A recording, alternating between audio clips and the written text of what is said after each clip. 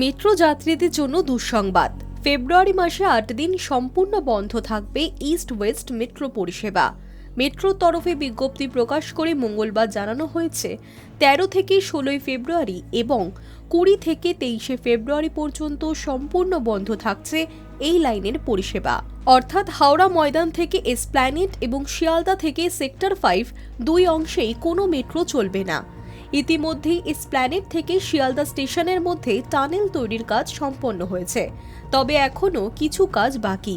আর সেই কারণেই ১৩ থেকে ১৬ ফেব্রুয়ারি ৪ দিন এবং ২০ থেকে ২৩ ফেব্রুয়ারি আরও ৪ দিন বন্ধ থাকবে ইস্ট ওয়েস্ট মেট্রোর পরিষেবা।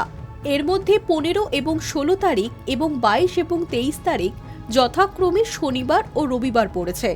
এই সময় সম্পূর্ণ গ্রিন লাইনে অর্থাৎ হাওড়া ময়দান থেকে সল্টলেক সেক্টর ৫ পর্যন্ত communication base train control system পরীক্ষা করে দেখা হবে। মার্চ মাসেও মেট্রো পরিষেবা বন্ধ রাখা হতে পারে। প্রসঙ্গত, কলকাতার লাইফ হলো মেট্রো। প্রত্যেক দিন কয়েক হাজার মানুষ মেট্রোয় সফর করেন। ইস্ট ওয়েস্ট মেট্রো চালু হওয়ায় বিশেষ সুবিধা হয়েছে চাকরিজীবীদের, কারণ শিয়ালদা থেকে সেক্টর ৫ পৌঁছানো এখন সহজ। এদিকে মেট্রো এসপ্ল্যানেড থেকে মুহূর্তে পৌঁছে দেয় হাওড়ায়।